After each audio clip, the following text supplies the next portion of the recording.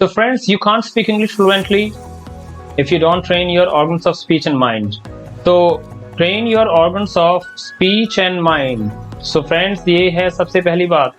अगर आपने अपने माइंड को, अपने ऑर्गन्स ऑफ स्पीच को इंग्लिश बोलने की ट्रेनिंग नहीं दी है तो आप इंग्लिश को कभी भी फ्लुएंटली नहीं बोल सकते।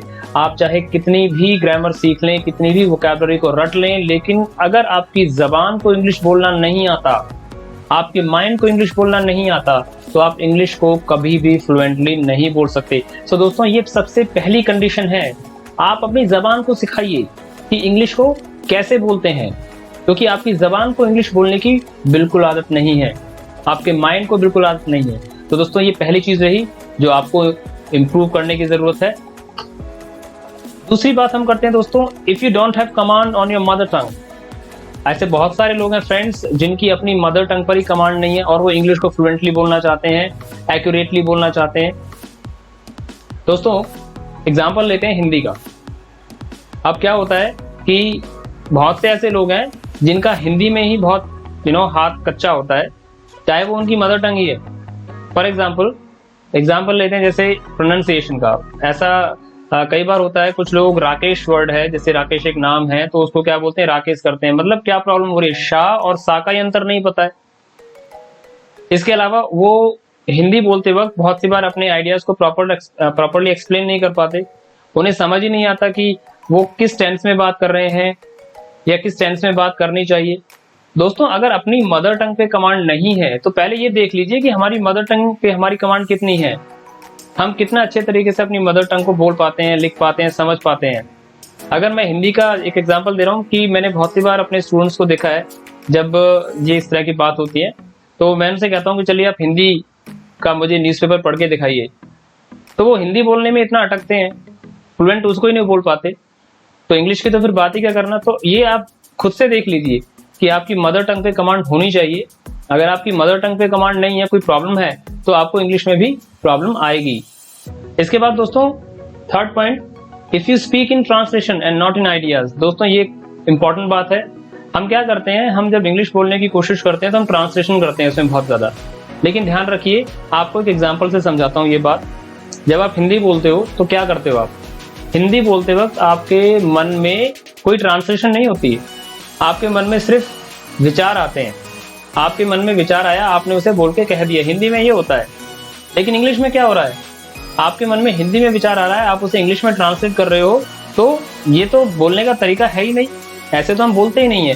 तो ये भी एक बहुत बड़ा रीजन है। अगर आप इंग्लिश को फ्लुएंटली बोलना चाहते हैं तो आप इस बात को जल्दी से जल्दी समझ जाइए कि मैं सिर्फ आइडियाज में ही बोल सकता हूँ। यानी एक आइडिया मेरे मन में आया, मैंने उसको सीधा बोल दिया, कोई ट्रांसलेशन नहीं हुई। तो ये एक और कारण है। अगर आप ट्रांसलेशन करते हैं अब भी, तो आप इंग्लिश को कभी भी उस लेवल पर फ्लुएंसी के साथ नहीं बोल पाएंगे। तो दोस्तों, ये तीसरा रीजन रहा। और फोर्थ पॉइंट में हम देख सकते हैं, if you don't have ideas to speak. अब दोस्तों, कई बार क्या होता है, बहुत सारे स्टूडेंट्स में से कहते हैं कि सर मेरी ग्रामर अच्छी नहीं है, या फिर वोकैबुलरी की प्रॉब्लम है, या फिर प्रैक्टिस नहीं की है, तो मैं इंग्लिश को अच्छे से नहीं बोल पा रहा। तो मैं देखता हूँ इस बात को कई बार जब हम बात करते हैं कि क्या उनके पास आइडियाज हैं, तो मैं उनसे कहता हूँ चलो आप हिंदी के टॉपिक पे बोल के बताइए। जब वो हिंदी के टॉपिक पे बोलने की कोशिश करते हैं तो पता लगता है कि वो उस पर भी नहीं बोल पा रहे। रीजन क्या है, आइडियाज ही नहीं आ रहे। जब आपके पास आइडियाज ही नहीं है तो आप कैसे बोलोगे, चाहे वो हिंदी है या इंग्लिश है। आइडियाज का मतलब जो कच्चा माल है, आइडियाज से तो कच्चा माल होता है, द रॉ मटेरियल, उसी को तो आप बोलते हो हिंदी या इंग्लिश में। तो आपके पास आइडियाज तो आने चाहिए ना। तो ये भी आप चेक कर लीजिए खुद से कि अगर आपके पास प्रॉपर आइडियाज आ रहे हैं तो आप किसी भी लैंग्वेज में आप ऑफ कोर्स बोल सकते हैं। लेकिन अगर आपके पास आइडियाज ही नहीं आ रहे तो फिर आपको डेफिनेटली इस पे भी काम करना है। तो ये एक और रीजन रहा दोस्तों, जिसकी वजह से हम इंग्लिश को फ्लुएंटली नहीं बोल पाते। अब बात करते हैं फिफ्थ पॉइंट की। तो जैसा कि आप देख सकते हैं, if you don't enjoy learning English. दोस्तों, अगर आप इंग्लिश को एक बोझ समझ के, एक मजबूरी समझ के आप इसे पढ़ रहे हैं, तो आप उस लेवल पे कभी भी फ्लुएंट इंग्लिश नहीं बोल पाएंगे जिस लेवल पे आपको बोलनी चाहिए। हाँ, अगर आपने इसे एंजॉय करना स्टार्ट कर दिया, देखिए मैं बहुत सी बार अपने स्टूडेंट्स को बोलता हूँ कि आप कुछ मत करिए, आप बस अपनी इंग्लिश लर्निंग को एंजॉय करिए। आप इंग्लिश वर्ड्स को एंजॉय करिए, आप इंग्लिश बोलने को एंजॉय करिए, आप इंग्लिश की प्रोनाउंसिएशन को एंजॉय करिए, मजा लीजिए उसे सीखने का। तो आपको पता भी नहीं लगेगा आप कब कब सीख गए। लेकिन अगर आप इसे ये सोच रहे हो कि अरे मेरे को एक टॉपिक पे बोलना पड़ेगा, अब मेरे को किसी नए सेंटेंस पे एक बात मेरे को रखनी है नए सेंटेंस के साथ, तो आपको प्रॉब्लम होगी। तो ये एक और रीजन है जो आपको ध्यान रखना है कि आप खुद से सोचिए, क्या मैं इंग्लिश स्पीकिंग को या इंग्लिश लर्निंग को एंजॉय कर रहा हूँ, क्या मैं उसका आनंद ले रहा हूँ। अगर ऐसा नहीं है तो आप इसको जरूर एंजॉय करना स्टार्ट करिए, क्योंकि एंजॉय करेंगे तो एक्साइटेड रहेंगे, और एक्साइटेड रहोगे तो ऑटोमेटिकली आप ज्यादा मेहनत करेंगे, और उस मेहनत को करने में आपको कोई बर्डन भी फील नहीं होगा, कोई परेशानी भी आपको नहीं आएगी। तो दोस्तों इसके बाद हम बात करेंगे अपने 6th पॉइंट की, if you keep comparing yourself with others. अगर आप अपने आप को हमेशा दूसरों से कंपेयर करते रहते हैं, आपको लगता है कि दूसरे तो मेरे से ज्यादा अच्छा बोलते हैं, उनके पास ये स्किल है, उनके पास वो स्किल है, तो भी आप कभी इंग्लिश को फ्लुएंटली नहीं बोल सकते। देखिए हर किसी के साथ अलग कंडीशन है, अलग एक्सपीरियंस है, अलग क्वालिफिकेशन है, अलग बैकग्राउंड है, हर किसी का नेचर अलग है, हर इंसान अलग है। हम कंपेयर नहीं कर सकते। आपके पास अपना यूनिक स्टाइल है बोलने का, अपने यूनिक स्टाइल से बोलिए। देखिए हर किसी की अपनी आदत भी होती है, कोई व्यक्ति किसी चीज को किसी अलग तरीके से बोलता है और वही बात दूसरा व्यक्ति अलग तरीके से बोलता है। तो कंपेयर मत करिए, आप बस ये देखिए कि आपकी जो भी आप बोल रहे हो वो आपका जो उसमें लैंग्वेज के हिसाब से आपका ग्रामर ठीक है, आप सही तरह सेंटेंसेस को यूज कर रहे हैं, लेकिन ज्यादा आप कंपेयर मत करिए।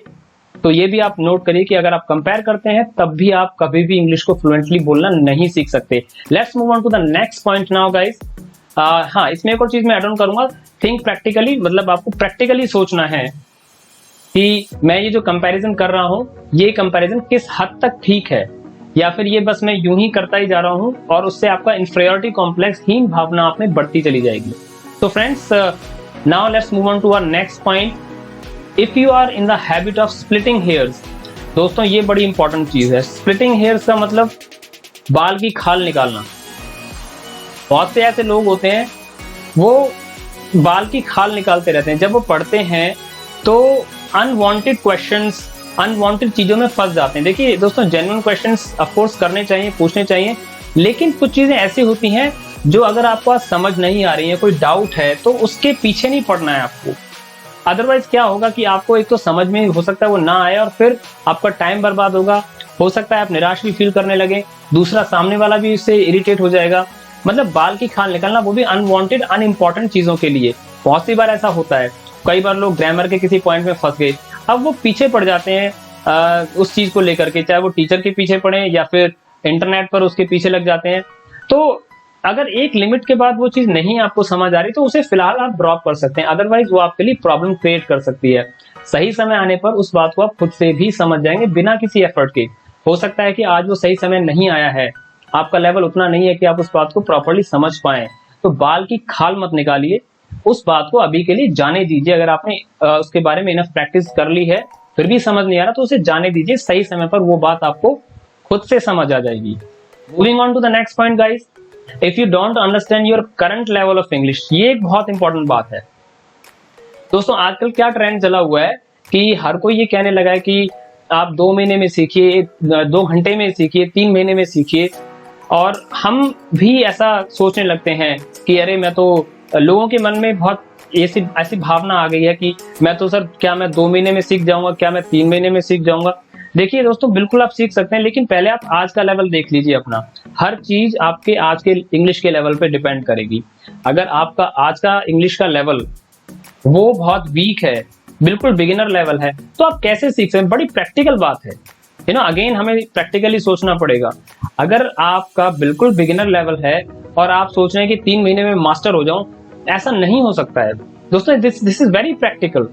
हाँ, आपका लेवल पहले से ही काफी अच्छा है, कुछ पॉलिशिंग की जरूरत है, कुछ आपको प्रैक्टिस की जरूरत है आपको, तो ठीक है, आप 2 महीने में 3 महीने में उसे कवर अप कर सकते हैं। बट एकदम स्टार्टिंग से करना है और उसमें आप बड़ी आपने मन में योजनाएं बना रखी हैं कि मैं ऐसे सीख जाऊंगा, मैं वैसे सीख जाऊंगा, तो वो नहीं होने वाला। अपना लेवल देख ली पहले, अपना आपको लेवल चेक करना है कि मेरा आज का इंग्लिश का लेवल क्या है, उसी हिसाब से ही आप सोचिए।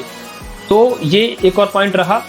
इसके बाद दोस्तों अगले पॉइंट में अगर हम चलें तो if you are carried away by the big talks of learning English.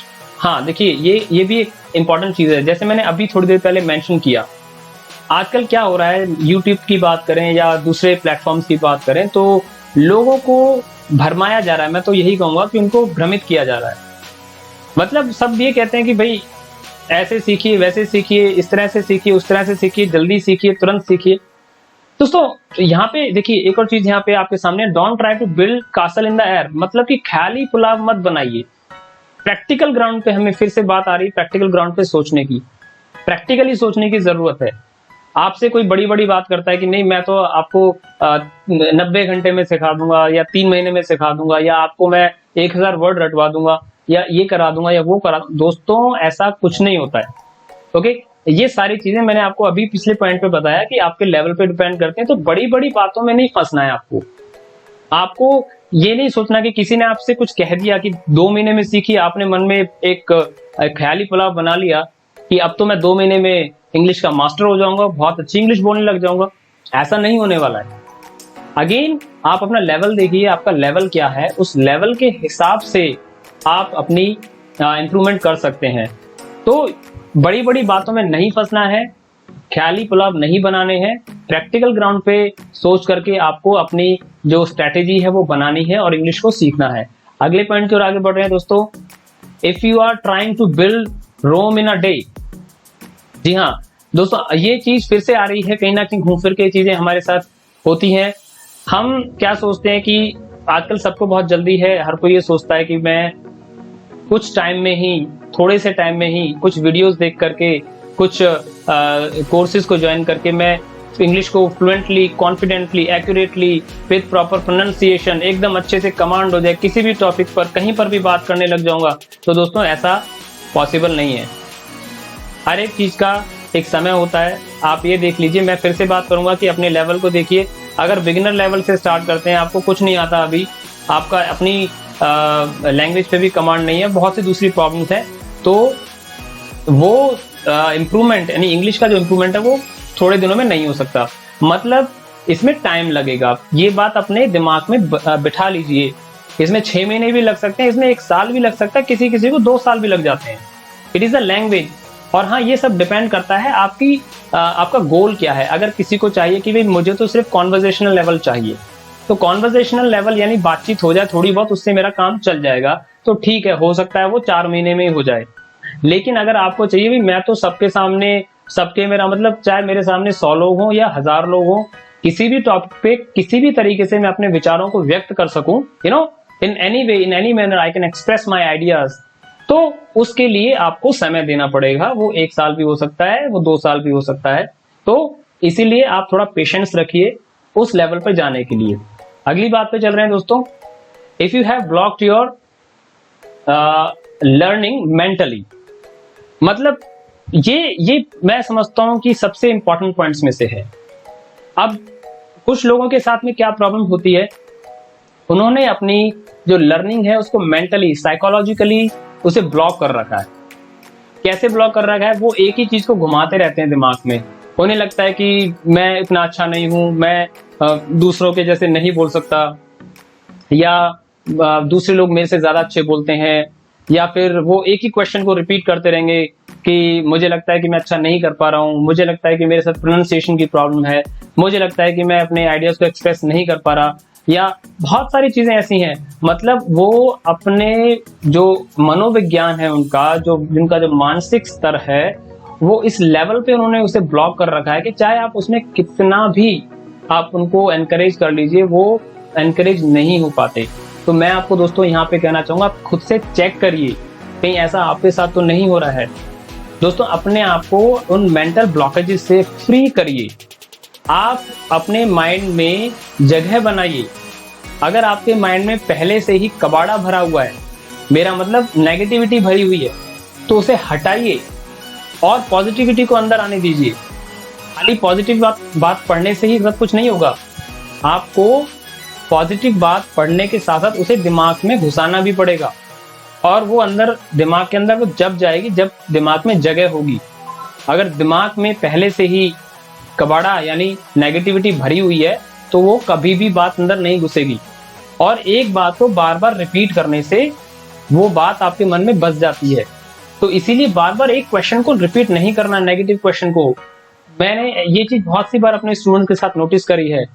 एक ही क्वेश्चन को स्टूडेंट्स अलग अलग तरीके से पूछते रहते हैं कि सर मैं नहीं सीख पा रहा, दूसरे लोग मेरे से अच्छा बोल रहे हैं, मेरे साथ तो इस तरह की प्रॉब्लम है कि मैं बिल्कुल भी कॉन्फिडेंस फील नहीं करता। तो दोस्तों ऐसी बहुत सारी चीजें होती हैं, तो अपने आप को इन मेंटल ब्लॉकेजेस से फ्री करिए। तो फ्रेंड्स, आई होप कि आपको ये बातें समझ में आई होंगी। अगर आपने इन सारी बातों को ध्यान में रखा तो डेफिनेटली आप इंग्लिश को फ्लुएंटली बोल सकते हैं। लेकिन अगर आप इनमें से किसी भी बात को प्रॉपरली अगर आपने नहीं समझा तो आपको इंग्लिश को फ्लुएंटली, एक्यूरेटली एंड कॉन्फिडेंटली बोलने में प्रॉब्लम होगी। So friends, thank you so much for watching this video.